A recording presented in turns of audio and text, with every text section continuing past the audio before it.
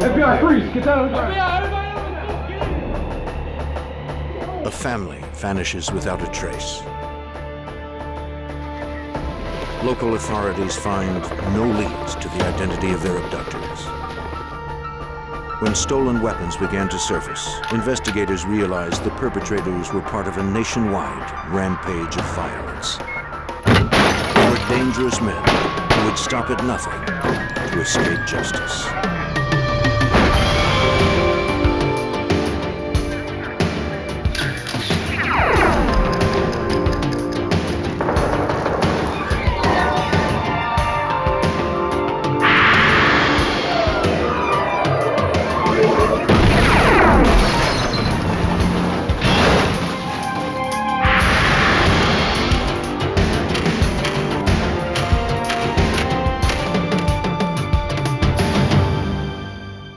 When a family was murdered in Arkansas, it seemed like an isolated event.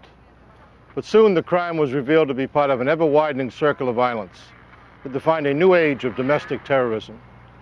I'm Jim Kallstrom, former head of the FBI's New York office. For the killers, the triple homicide in Arkansas was simply a means to an end. They made their way across the country, letting nothing stand between them and their twisted mission. And we would stop at nothing to prevent their rampage.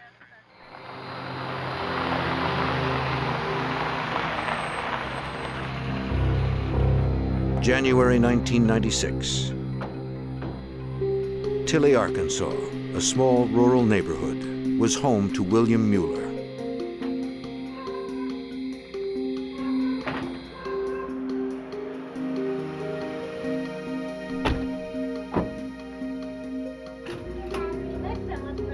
Mueller was a gun enthusiast and self-employed electrician. His wife Nancy homeschooled their 8-year-old daughter Sarah. Returning from a day of work, the Muellers were confronted by 2 men in their home. Get in here! Don't move! You got him? Hands behind your back! Hands behind your back, ma'am!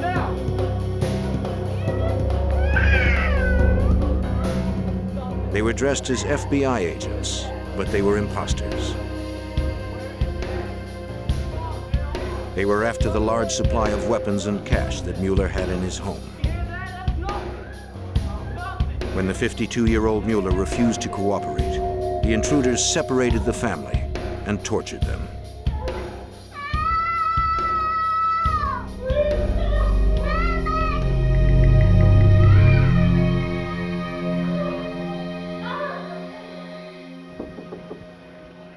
Nancy Mueller's mother, Eileen Branch, grew concerned when she hadn't heard from her daughter in 2 weeks.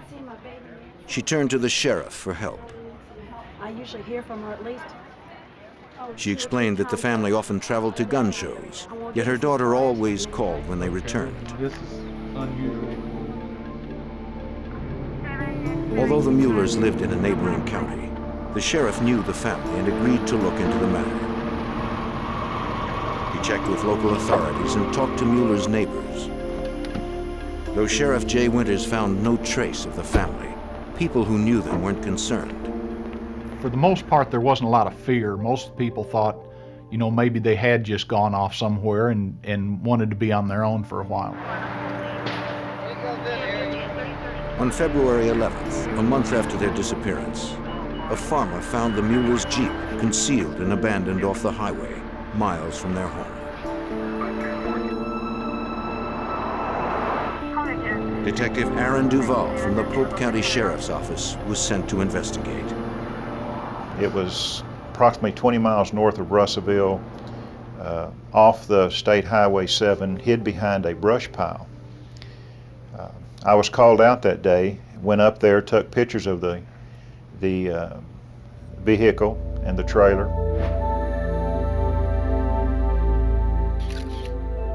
Inside the Jeep, Duval found Nancy Mueller's purse. It held her wallet and ID. The trailer, used by Bill Mueller to transport munitions to gun shows, was empty. Several more months passed, and the Muellers were still missing. 40 miles from Tilly, an elderly couple enjoyed a day of fishing in a bayou near Russellville. While waiting for a fish to bite, the woman snagged her line. She pulled up an old tennis shoe. A leg bone jutted out of it. Horrified, she cut it loose and went for help. Within hours, search teams combed the bayou organized by Sheriff Winters.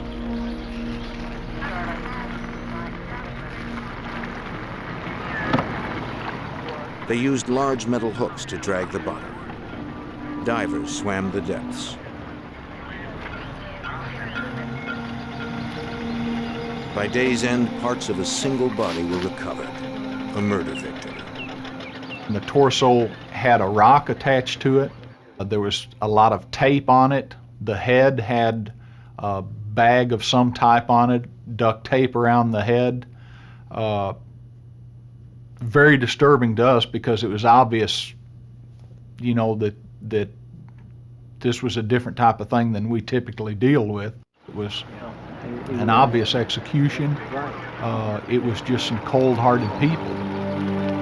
Investigators determined it was the body of a small female. They thought it might have been a 6-year-old girl who had been abducted several counties away the previous year. When the clothing and size didn't match her description, another possibility became apparent. It could have been Sarah Mueller. The next day, 2 more partial bodies were found. All 3 torsos had been weighed down with rocks, and each head was covered with a plastic bag secured with duct tape. Dental records, DNA, and clothing confirmed the identity of the bodies. They were William Mueller, his wife Nancy, and their daughter Sarah. The missing persons case was now a grisly triple homicide investigation. It was bad for Bill and Nancy to have to die the way they did. But for a 7-year-old girl to die that way, to be wrapped with plastic, to be wrapped with duct tape, to have a 60-pound rock strapped to her body and thrown into a lake, there was no excuse. During the autopsy, the coroner determined that the 3 had probably been in the water since January 11th, the last day they were seen. A later examination revealed several specks of blue paint stuck to the tape that bound the bodies. Investigators sent the paint specks to the FBI lab in Washington, D.C. for analysis. A forensic chemist determined that they were consistent with auto paint.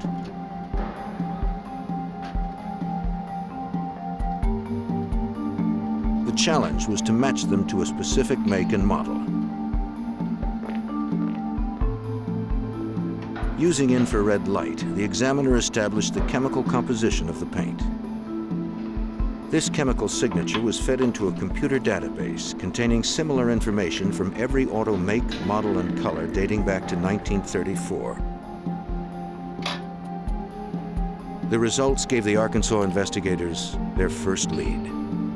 So we thought that the vehicle that the bodies were transported in possibly was blue. It was determined a particular blue color, metallic blue. The FBI even narrowed it down that it was a General Motors vehicle. Investigators reasoned that they were looking for at least 2 perpetrators. One must have driven the blue car with the bodies in it to the water, while the other followed in the Mueller's Jeep. By the time they dumped the bodies, the Muellers were probably already dead, suffocated by the plastic bags.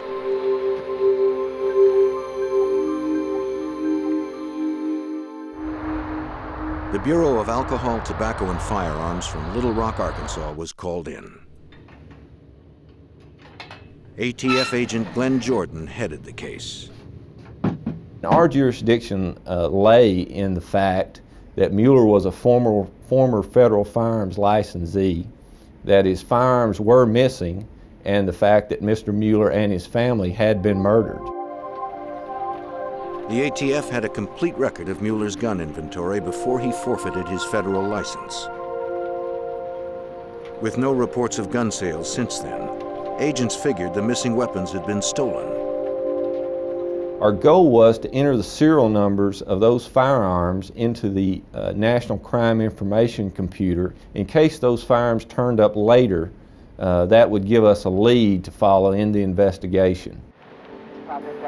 Jordan was already familiar with Bill Mueller's name since the family had been the victims of a theft 1 year earlier.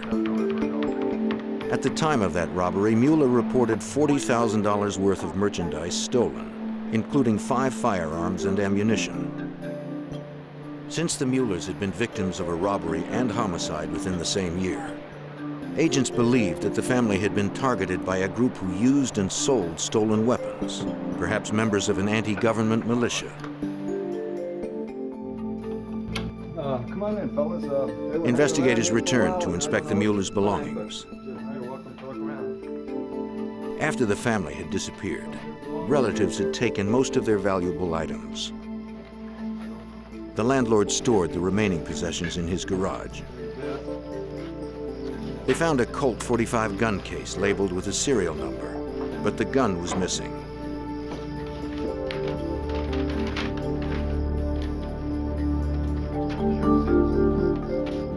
They also found a picture of the family with some friends. The ATF entered the serial number of the Colt .45 into the NCIC, the National Crime Information Center. They got a hit. The handgun had been traced to a man named Travis Brake. He had been arrested 5 months earlier in Seattle, Washington for carrying a concealed weapon. Because the gun he was carrying was now linked to another crime, Brake was arrested again by the Seattle police, this time for possession of a stolen weapon. Jordan and Duval flew to Washington State to question him. Mr. Brake was interviewed and advised the Seattle Police Department that he had purchased this handgun at a gun show in Seattle, Washington, and he described 2 individuals that he had purchased the firearm from, one in particularly that he remembered. Investigators showed him the photograph found among the Muellers' possessions. Brake identified one of the men who sold him the gun. That's him, right here. That's him. His name was Keith Collins. Agents asked Bill and Nancy Mueller's friends if they had ever heard of him. Collins had once been close with the Muellers.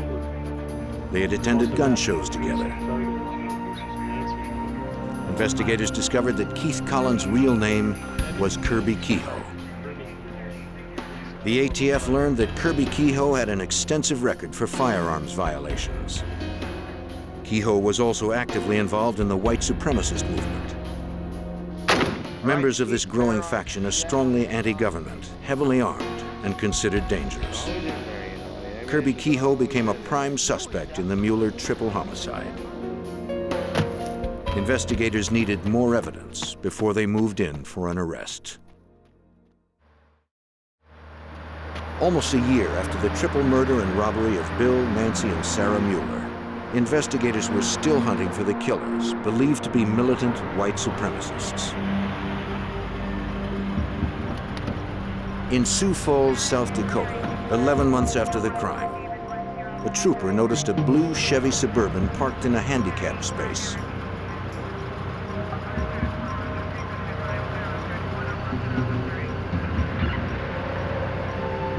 He found a young couple sleeping inside. The man said his name was Sean Haynes. Got any info?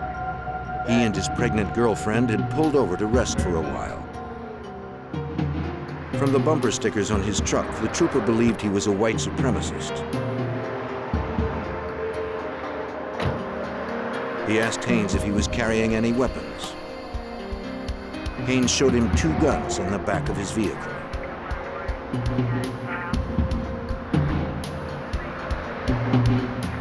The trooper called in the serial numbers and discovered they had been stolen. One, an AR-15 rifle, had been taken from the Mueller's house in Arkansas.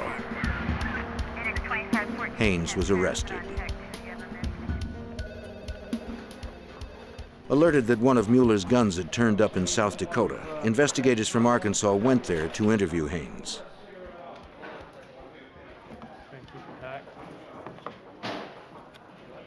Haynes revealed that he had traded another firearm for the AR-15 rifle at a Washington State motel 6 months earlier. Explain how they got there. The name of the man he swapped with was Chevie Kehoe, Kirby Kehoe's eldest son. Now Chevie was also connected to the Mueller murders. Investigators weren't through with Haynes, though. They took a paint sample from his blue Suburban. They determined that the sample did not match the paint found on the duct tape wrapped around the Muellers. Haynes had nothing more to offer. The investigation turned to Chevie Kehoe, but he was nowhere to be found. Several weeks later, Ohio State Highway Patrol Officer Harold Harker had a routine assignment: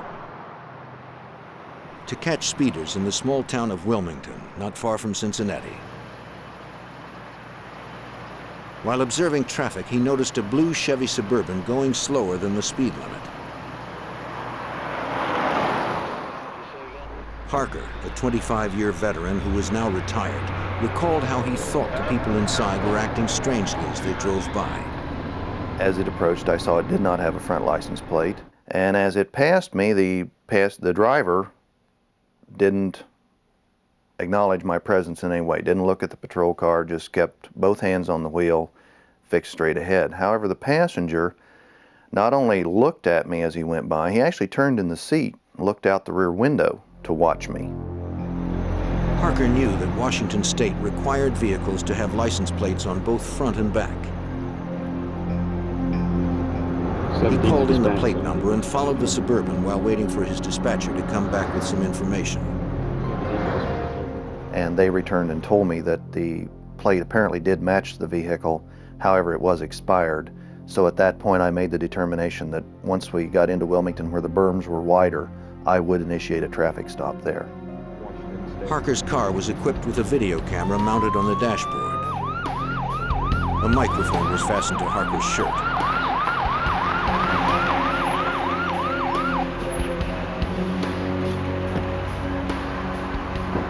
Harker asked the passenger and driver for ID.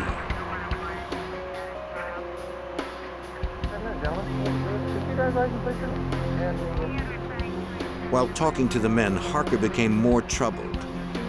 Neither had any ID. The driver was speaking in a very animated fashion, while the passenger looked straight ahead. At this point, I was concerned enough with my safety and so on. I wanted to get the people away from the vehicle, and I wanted to, here again, get them separated, get the driver into my car so that I'm a little more in control of their actions. Let's sit back here with me a second, sir. The driver eventually followed Harker to his patrol car. You say you borrowed the vehicle? You say you borrowed the vehicle? It's actually what I'll tell you what the process is. Okay. When the officer tried to frisk him, the driver quickly stepped back and became defensive. And he actually moved away from me and used the terminology, "I don't want to be violated like that." In 25 years of criminal patrol operations, I had never had anyone use that particular terminology. And that, coupled with the appearance of the two young men, the fact that they had close-cropped military-style haircuts, very clean cut, and the driver had a Marine Corps type cover, I felt comfortable that I was probably dealing with militia personnel at that point. Across the highway, a fellow officer, Deputy Sheriff Robert Gates, saw Harker talking with the driver and turned around to assist him. This was a common practice, since officers often worked alone in rural sections of the state. His whole purpose is to monitor the entire situation. He doesn't get involved with answering questions, giving direction. That's my job. His job is purely to watch and observe. The men told him they were looking for work on construction sites. Harker told the driver that if he or his passenger could not provide identification, their vehicle would be confiscated. The driver attempted to escape.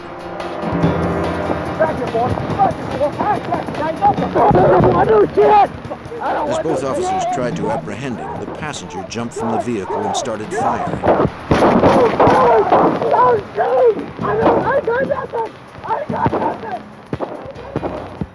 The passenger fled the scene while Harker tried to stop the driver. His arm became caught in the door, but he managed to free himself. The other suspect escaped into the woods. Gates pursued him.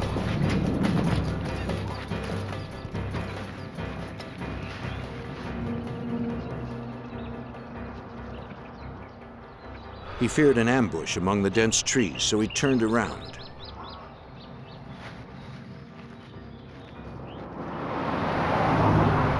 Harker, back at his car with a shot-out tire, called for help.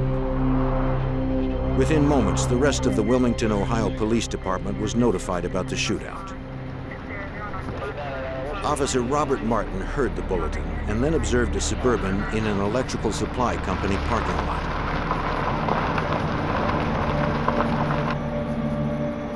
He called in his location as he went to investigate. He turned off the only 10-6 with that suspect vehicle behind the building supply.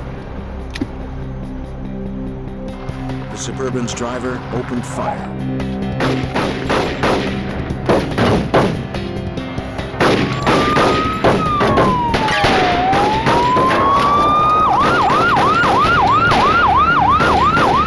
Another policeman arrived to assist him.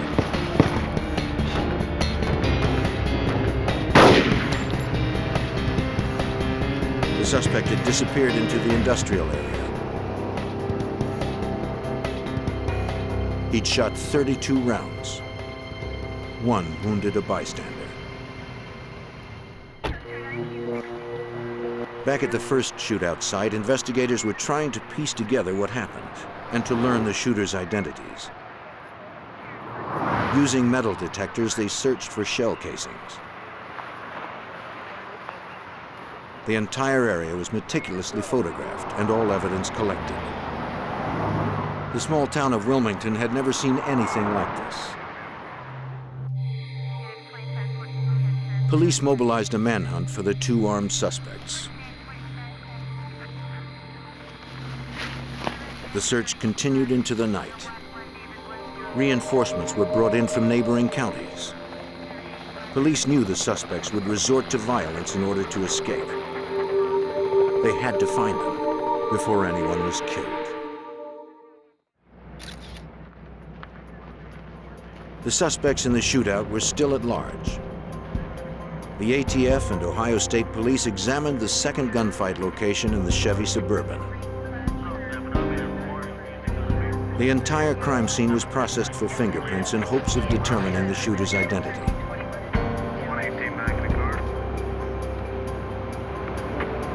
Inside the vehicle were assault rifles, thousands of rounds of ammunition, military supplies, and medical packs. Investigators traced the munitions through receipts supplied by the manufacturers. Much of the ammo and gun parts belonged to the murdered Arkansas gun dealer, William Mueller. The extent of the military supplies suggested the shooters were violent members of an anti-government group. Ohio investigators notified the FBI. FBI agent Bill Hargraves from the Cincinnati field office spearheaded the investigation. The case became a domestic terrorism case, basically because of the items that were found in the Suburban. They had numerous weapons, ammunition, law enforcement, clothing and equipment, law enforcement identification. Yes, this is Trooper Herman with Ohio State Police. Ohio State troopers traced the Suburban's registration to a man named Jacob Settle from Spokane, Washington. On the day of the shootout, Settle told the trooper he was with friends in Washington State, more than 2,000 miles from Ohio. He also claimed that he had sold the vehicle to a man named Chevie Kehoe. It would take several days for authorities to corroborate Settle's story. Ohio State troopers compared a copy of Settle's driver's license photo against images of the fugitives caught on tape.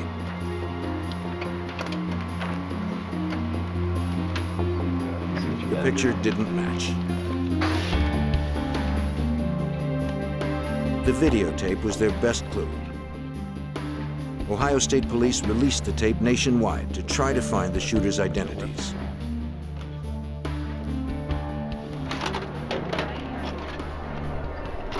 The shootout video made primetime news around the country and produced the break investigators needed.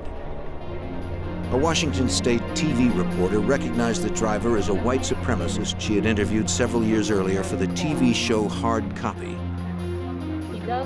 His name was Chevie Kehoe.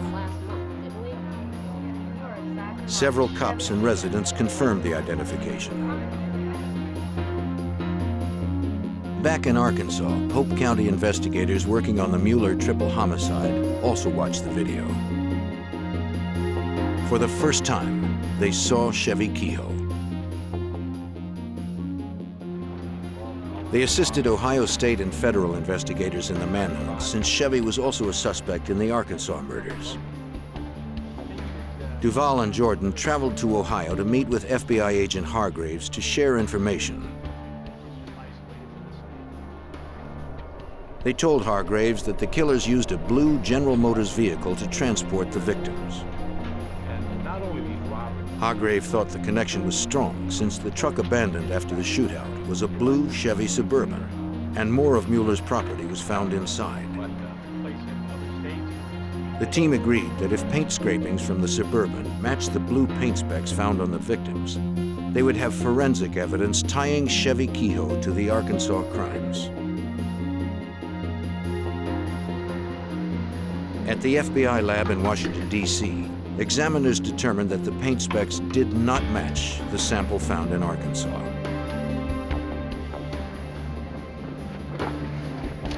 FBI agent Jim Shenandoah was called in, a specialist in tracking domestic terrorists like Chevie Kehoe.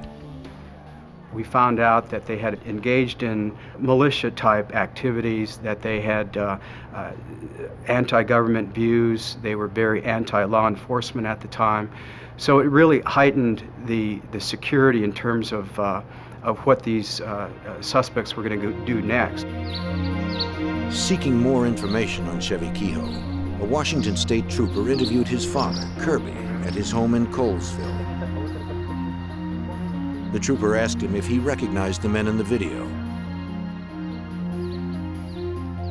Kirby did not identify his son Chevie, but he said the second man was his younger son, Shane. We found this unusual because the video made it fairly easily to identify the driver, who was Chevie, but not quite as easy to identify Shane. We thought that perhaps there might have been some favoritism for one son over the other. The FBI looked into the background of 23-year-old Chevie and 21-year-old Shane Kehoe. Chevie Kehoe was linked to a variety of crimes. In addition to the 3 murders in Arkansas, he was linked to a murder in Washington State and a murder in, we believe, in Idaho. He also committed a series of burglaries, robberies, and extortions, and also interstate transportation of stolen property. APBs were issued for the Kehoe brothers. On February 18th, investigators picked up the Kehoe's trail in Frankfort, Ohio, 45 miles from the shootout site in Wilmington. A Chevy Monte Carlo was found abandoned in a grocery store parking lot. It had been reported stolen a mile from where the shootout occurred. Authorities suspected that at least one of the Kehoes had stolen it to escape the manhunt. The keys were all the robber had left. Investigators feared the desperate brothers would stop at nothing to escape custody. State police fanned out to canvass the area, hoping someone may have seen one of the fugitives. A mile away at the Lake Hill campground, the Kehoe's path reemerged. Investigators learned that the pair had camped there with their families in an RV, but authorities arrived too late. Just 2 days earlier, the motorhome had pulled out.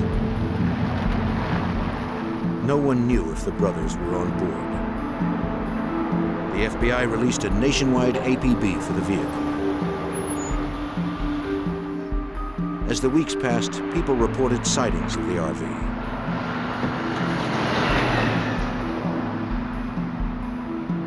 They had also seen women and children in the camper.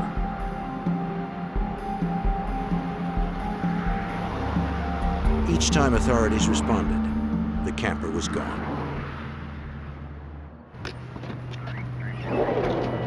The Kehoe's trail heated up again 150 miles away in Indianapolis, Indiana, where another stolen vehicle was recovered. Inside, investigators found clothing and a gas receipt signed by Chevie Kehoe, but no trace of his brother Shane. The van had been stolen 13 miles from where Chevie fled the blue Suburban after firing on Ohio officers. The Kehoes were still one step ahead.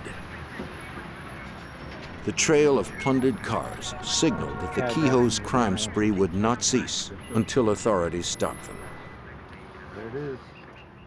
We felt early on that if confronted again by law enforcement, that there would be a great probability that there would be another shooting involved and that innocent people would be hurt. Across the country, local and federal investigators were put on high alert. They needed to find the Kehoe brothers before they struck again.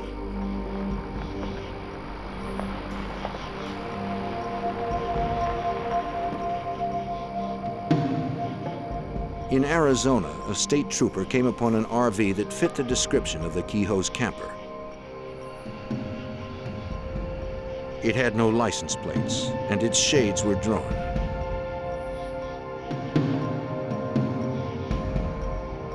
He called in reinforcements.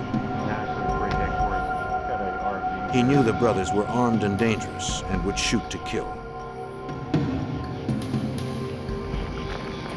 Within moments, a SWAT team surrounded the RV. They hoped the nighttime assault would catch the Kehoes off guard and lessen the chances of another armed confrontation.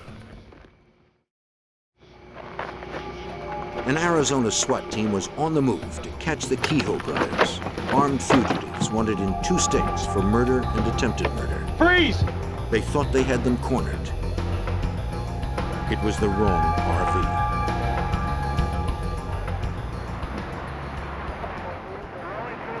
Several days later, a Wyoming highway patrolman found the Kehoe's mobile home broken down and abandoned on a desolate stretch of road.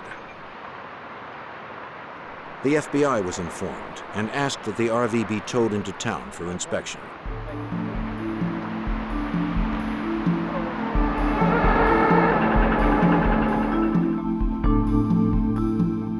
The Wyoming State Police obtained a warrant and documented its contents. This vehicle, like the Suburban, held a large cache of ammunition, guns, several fake FBI jackets, and U.S. Marshals badges. One discovery stopped the officers in their tracks. Hey, come take a look at this. A box of explosive components, including batteries used to detonate bombs. Fearing a booby trap, the troopers called in the ATF bomb squad.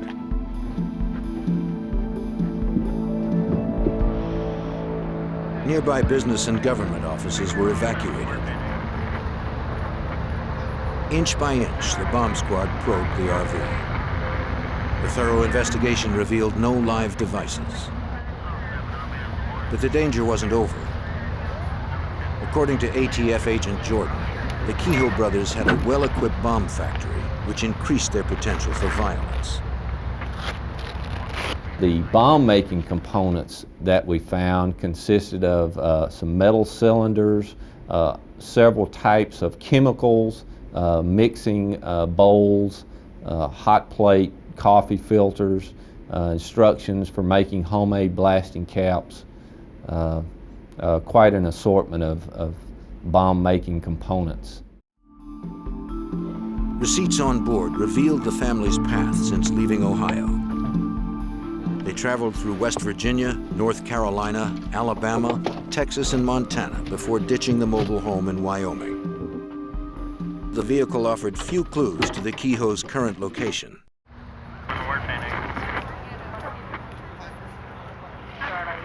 All we knew was that Chevy was last known to be in Indianapolis, where the stolen van was recovered. We presumed that Cheyne and the families had made it as far as Casper, where the camper had broken down. From that point on, we basically had a cold trail. To entice the public's help, the FBI and ATF announced that they had joined to offer a reward for the pair's arrest and conviction. The fact that it was a serious matter involving law enforcement, the fact that they had some affiliation to supremacy groups, and the fact that they were dangerous individuals, we were able to obtain a $60,000 reward for their apprehension. More than 100 tips came in.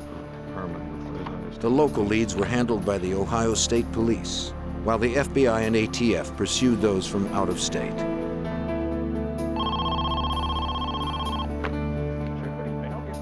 On June 16th, investigators got the news they were hoping for. A sheriff in Stevens County, Washington, received a call from a friend of Cheyne Kehoe. Cheyne wanted to turn himself in. The 21-year-old surrendered to the authorities and informed them where he and his brother had been for the last few months. After the Wilmington shootout, Cheyne had stolen a car and returned to the campground. There he gathered his and his brother's families and drove to Wyoming, where he met Chevie. Soon after the Kehoes were reunited, the RV broke down. Chevie told investigators that he and his brother had finally found refuge with their families on a remote ranch in rural southern Utah. A farmer and his wife had taken them in and offered them room and board in exchange for doing work on the ranch. Soon the situation began to deteriorate. Chevie couldn't control his explosive temper.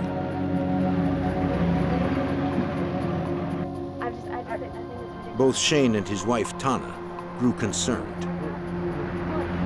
Chevie talked of building his own white supremacist order. He thought of killing his wife, Karina, because of Native American ancestry in her family. He even talked of murdering his own parents, Kirby and Gloria, in order to raise his 6 younger brothers with his beliefs. On June 12th, almost 4 months after the shootouts in Ohio, Chevie finally turned his growing paranoia on his own brother. Cheyne explained to us that they had recently gotten into a fight and that he feared for his life as well as the lives of his family. Cheyne also told investigators that Chevie had several items in his possession that belonged to the Muellers. Chevie had also admitted to suffocating the Mueller family. Not knowing what Chevie would do next, Cheyne and his family fled Utah in the middle of the night, driving almost 1,000 miles back to Washington State.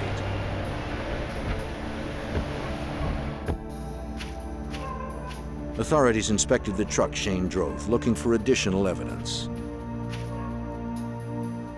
Lab examiners discovered that the vehicle, which belonged to Chevie Kehoe, had been repainted from its original blue color. FBI forensic chemist Ron Mentold explains. We often see repainted vehicles in the laboratory here, and we can determine how it was originally painted. The layers of paint can many times be thought of as a stack of cards that is loosely adhered to each other.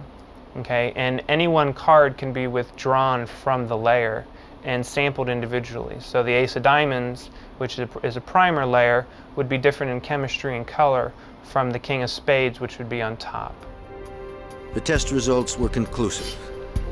The composition of the blue paint found on the Kehoe's vehicle matched the specs found on the Mueller's bodies. The evidence against Chevie Kehoe was compelling, but capturing him would be no easy task.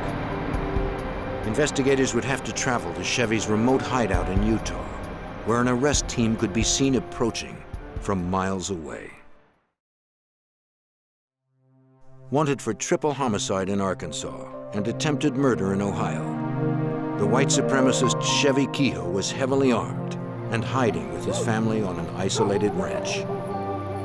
Apprehending the criminal in the wide open spaces of southern Utah would be dangerous for agents and Chevie's family. The FBI and ATF needed an arrest plan that minimized the risk. Agent Will Long was in charge of coordinating the plan. He is in shadow in order to protect the sensitive nature of his current case. Chevie's children and his wife were there, and we certainly didn't want to get involved in a situation where they were in the middle of a shooting situation or possible hostage situation. Long enlisted the help of Rodney Levitt, the farmer on whose land the brothers had been living. Levitt agreed to help the FBI due to his concern for Chevie's children. He told us that on a regular basis, Chevie Kehoe would, at his request, travel into Cedar City to run errands for him related to the farming operation. And in this case, they had previously talked about Chevie coming into town on this day to pick up some feed from the local feed store. And we decided that we could use that as an opportunity to take him at the feed store in an environment that we could control. That left agents only 2 hours to get into position before Chevie arrived in town with Levitt. 2 hours is a short amount of time. We placed surveillance units along the road that would be in a position to call out the location of Chevie Kehoe and Mr. Levitt as they made their way into town. The plan was working perfectly until Chevie Kehoe made an unscheduled stop. The FBI didn't know if Kehoe was onto them and was making a run for it.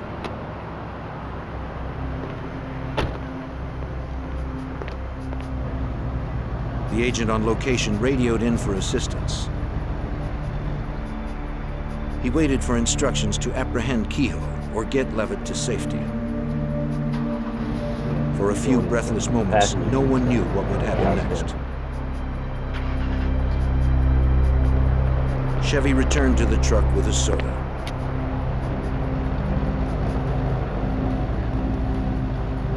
To the undercover agent, it seemed that Chevie had no suspicions and returned to the road. Back in town, more than 25 agents waited for the arrival of Chevie and Levitt. Snipers were positioned on the rooftops, and the feed store was surrounded.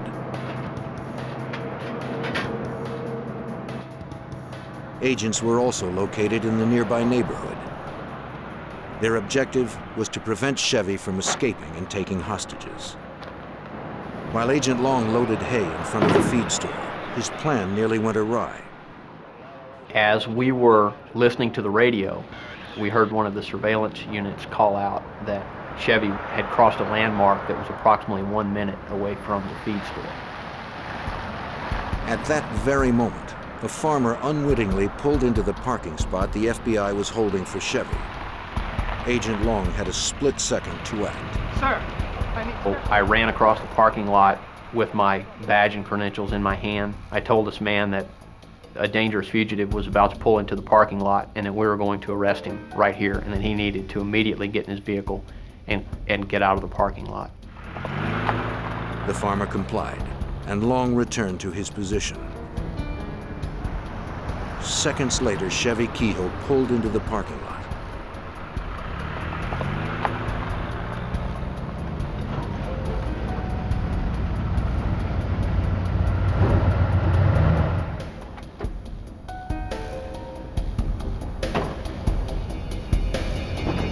FBI, get on the ground! Get down on the ground! Get down on the ground! Long and his team pounced on the suspected murderer, leaving him no time to reach for a concealed weapon. After 5 months of a nationwide manhunt, the FBI had finally captured Chevie Kehoe. Back at the ranch, there was still the matter of taking Chevie's wife, Karina, and their 3 kids into custody. Once again, Levitt offered his help. Apparently, Mr. Levitt had an injured back, and Karina would routinely come out and open the gate for Mr. Levitt to let him into the property as a courtesy to him because of his injury. To open the gate, Karina had to leave the house, giving agents the opportunity to arrest her. Long hid in the back of the truck with 2 other agents. Just as we anticipated, Karina came out and opened the gate, and as she was looking at the gate and concentrating on manipulating the latch, we jumped out of the back of the truck and immediately searched her and found a loaded 9mm pistol in her back pocket. Get out on the ground, ma'am. Get out on the ground. Get out on the ground. Spread your legs. Spread your arms. Long obtained a search warrant for the Kehoe's trailer on the Levitt property. Okay. Before inspecting it, the FBI safely escorted the children outside and entrusted them to the farmer.